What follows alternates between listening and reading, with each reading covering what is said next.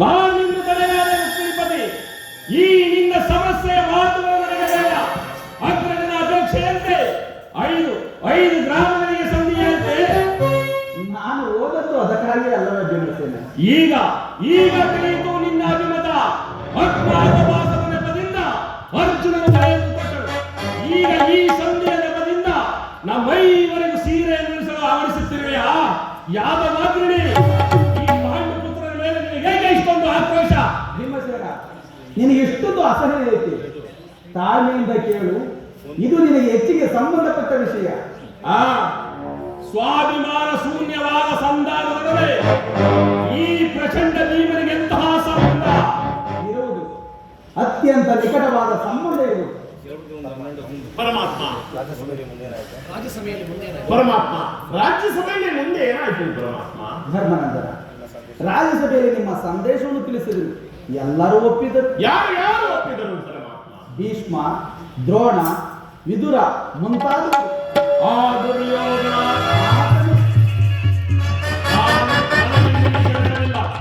ಈ ದುರ್ವಾರ್ತೆಯನ್ನು ಕೇಳಬೇಕೆಂಬುದೇ ನಿನ್ನ ಇಚ್ಛೆ ಆಯ್ತಲ್ಲವೇ ಕೃಷ್ಣ? ಸಾಧಿಸು, ಚೆನ್ನಾಗಿ ಸಾಧಿಸು. ಸಹೋದರರೇ, ನಿಮ್ಮ ಅಪೌರುಷವಾದ ವರ್ತನೆಯ ಫಲವನ್ನು ನೀವೇ ಪುಂಜಿಸಿರಿ. ಅದರಲ್ಲಿ ಈ ಭೀಮನು ಯಾವ ಭಾಗವನ್ನು ಅಪೇಕ್ಷಿಸುವುದಿಲ್ಲ. ಯಾಕೇಳಿ, ನೀನು ನಿರಾಶಿತರಾಗಬೇಡ. ಈ ಭೀಮನ ಬದುಕಿದ್ದರೆ ನಿನ್ನ ಸೇವೆಯನ್ನು ತೀರಿಸಲೇಬೇಕು. ಭೀಮ ಇಲ್ಲಯ್ಯ, ನೀನು ನಿಜವಾಗಿಯೂ ಹಿಡಿಂಬಾಪತಿ ಹೆಸರು.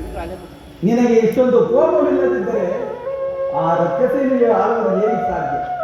ಸಮಾಧಾನ ತಂದುಕೊಂಡು ನನ್ನ ಮಾತನ್ನು ಸಂಪೂರ್ಣವಾಗಿ ಕೇಳು. ಸುಮ್ಮನೆ ನನ್ನನ್ನು ಕಾಡಬೇಡ ಕೃಷ್ಣ. ಈ ಸಂಧಿಯ ಸುದ್ದಿ ನಿನಗೆ ಒಪ್ಪುವ ವಿಚಾರ ಒಂದಿರುವುದು ಭೀಮ. ಆ ದುರ್ಯೋಧನ ನಿನಗೊಂದು ಪ್ರಿಯವಾದ ಸಂದೇಶವನ್ನು ತಿಳಿಸಿದೆ. ದುರ್ಯೋಧನನ ಸಂದೇಶ ಹಾಗಾದರೆ ಅದು ಸಂಧಿಯಾಗಿರುವ ಏನರ ಸಂದೇಶ? ಅದನ್ನು ಕೇಳುವ ಇಚ್ಛೆ ನಿನಗಿದ್ದರೆ ನನ್ನ ಬಳಿಯಲ್ಲಿ ನೀನು ಕೈಕಟ್ಟಿ ಕುಳಿತುಕೊಳ್ಳಬೇಕು. ಇಲ್ಲ, ನಿಂತಲ್ಲಿಯೇ ಇರು.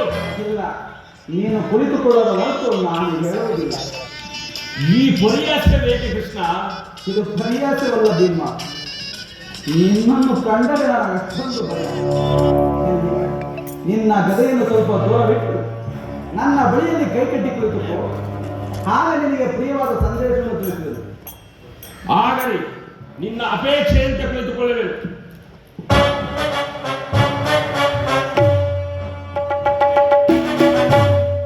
ಈಗ ನೀನು ಕೋಪ ಮಾಡುವುದಿಲ್ಲ. ಅದು ಆಗಲಿ. ಹಾಗಾದ್ರೆ ಈಗ ನೀನು ನನ್ನ ಬಂದಿ. ಅದು ಕ್ಷಣಕಾಲ ಮಾತ್ರ. ಹಾಗೆ ಆಗಲಿ. ಯಾಜ್ಞಸೇನಿ, ನಾವು ಹೇಳಿದಂತೆ ಮಾಡಬೇಕು. ನಿನ್ನ ಮಾತನ್ನ ನೀನು ಹಾಗಾದ್ರೆ ತೆಗೆದುಕೊಳ್ಳಿ ಪಾಠ. ಇದು ನನಗೊಂದು ಕಡೆ ಪುರಸ್ಕಾರ ರೂಪವಾಗಿ ದೊರೆಯಿತು. ಇದರಿಂದ ನಿನ್ನ ಪತಿಯ ಕರಗಳನ್ನು ಬಂಧಿಸಿ. ಇದೇನು ಪರಿಹಾಸ್ಯವೇ ಅಲ್ಲ? ಇದು ಪರಿಹಾಸ್ಯವಲ್ಲ ತಂಗಿ. ಶತ್ರುಗಳ ಎಡೆಮರೆಯನ್ನು ಬಿಡಿಸುವುದರಲ್ಲಿ ನೀನು ಮಹಾಪಂಡಿತೆಯೇ.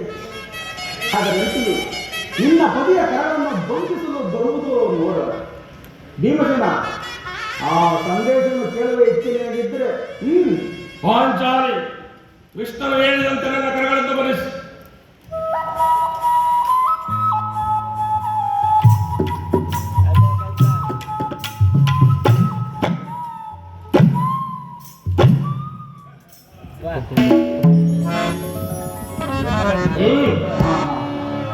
ಈಗ ಎಲ್ಲರೂ ಕೇಳಿ.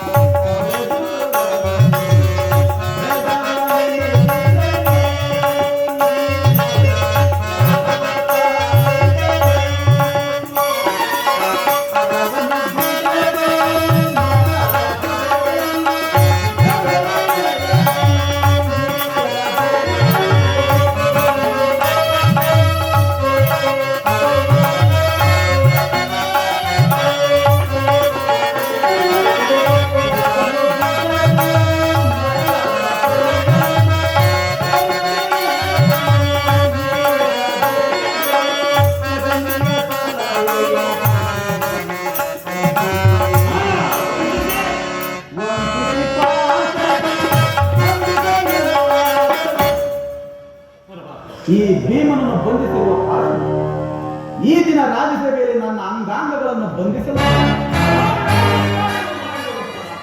ಏನು ಹೇಳಿದೆ ಕೃಷ್ಣ? ಈ ಹಗ್ಗದಿಂದ ನಿನ್ನನ್ನು ಬಂಧಿಸಲೆತ್ತಿಸದೆ ಯಾರು ಯಾರು ಆ ದುರಾತ್ಮರು?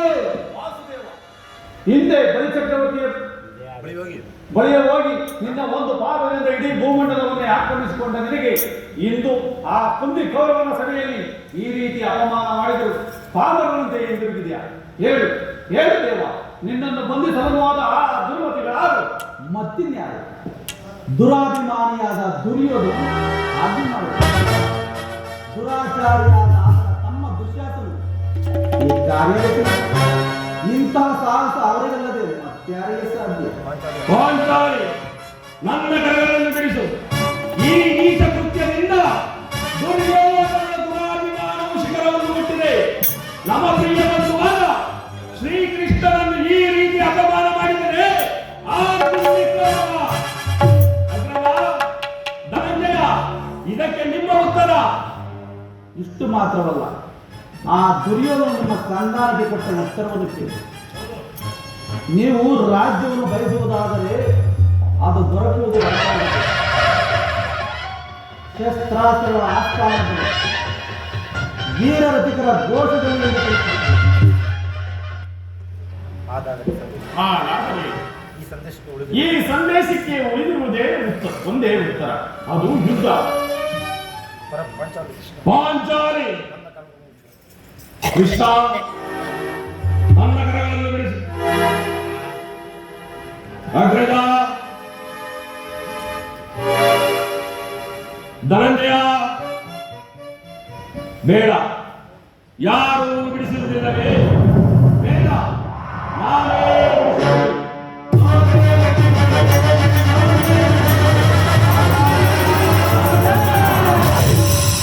ಈಗ ಕೇಳಿರಿ ನನ್ನ ಪ್ರತಿಜ್ಞೆಯನ್ನ.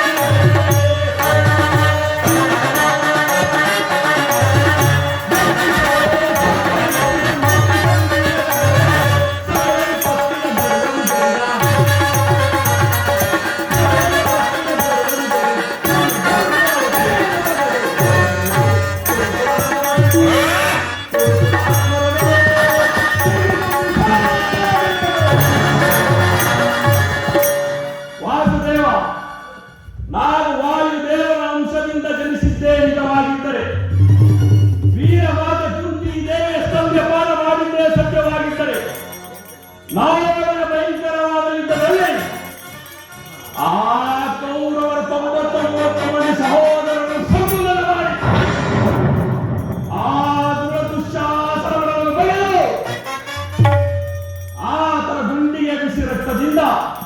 ಪಾಂಚಾಲಿಯ ಬಿರುಗಳನ್ನು ಕಟ್ಟಿಸಿದರು. ಆ ದುರ್ಯೋಧನ ತುಡಿಯನ್ನು ಈ ನನ್ನ ಕಡೆಯಿಂದ ಮುರಿದು